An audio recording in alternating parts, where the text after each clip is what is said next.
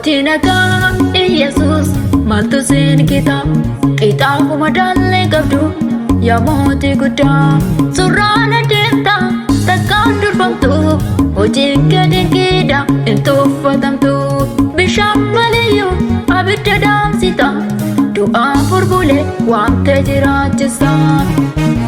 Mootii nagaa Iyesuus maaltu siin kita qixaafuma daallee qabdu yaa mootii guddaa surraan adeemta takkaan durfamtu hojiin kee dinqiidha hin tuffatamtu bishaan maliyyuu abidda dhaamsita du'aa burbulee waamtee jiraachisa. Ati Waaqayyoodha hin geeddaramtu ati Waaqayyoodha hin geeddaramtu baraan sanuma hin jijjiiramtu. Ati Waaqayyoodha hin geeddaramtu ati Waaqayyoodha hin geeddaramtu baraan sanuma hin jijjiiramtu. Ati Waaqayyoodha hin geeddaramtu ati Waaqayyoodha hin geeddaramtu baraan sanuma hin jijjiiramtu.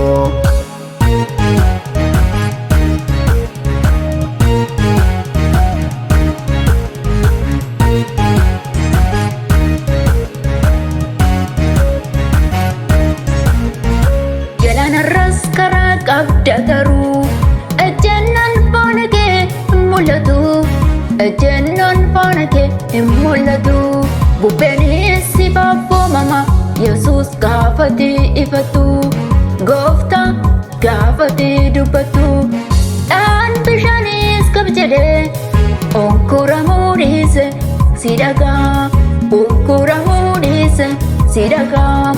Waaqaaf lafarratti sin argamu hin jiru eenyamma keegaa.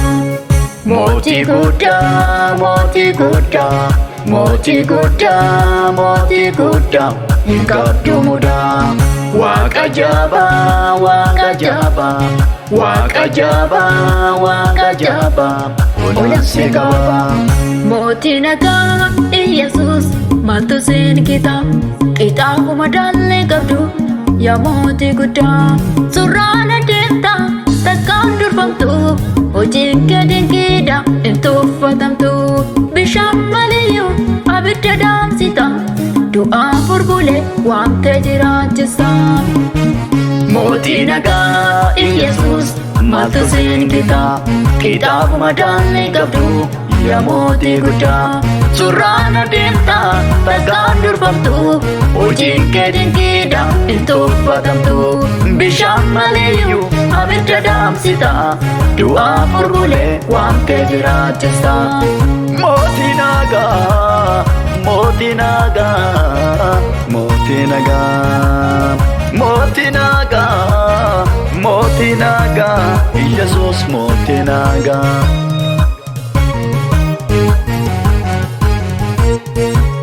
Jaalalaan sooressatti dhiyaatte iyya salaalte birraan darbitu iyya salaalte birraan darbitu ijji kee hundaa wal qixa laala kaan ol qabdee kaan gadi naalchitu kaan ol qabdee kaan gadi naalchitu dhugaan ijoollee kees badee nafuu si birraa firdii qajeelaatu laatama si birraa firdii qajeelaatu laatama.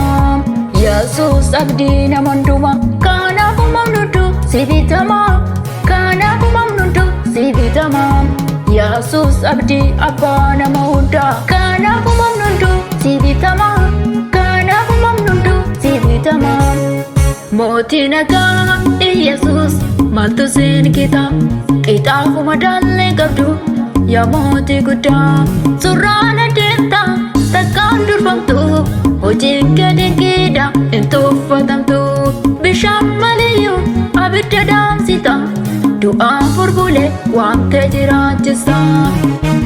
Mootii nagaa Iyesuus maaltu siin kita qixaafuma daallee qabdu yaa mootii guddaa surraan adeemta takkaan durfamtu hojiin kee dinqiidha hin tuffatamtu bishaan maliyyuu abidda dhaamsita du'aa burbulee waamtee jiraachisa.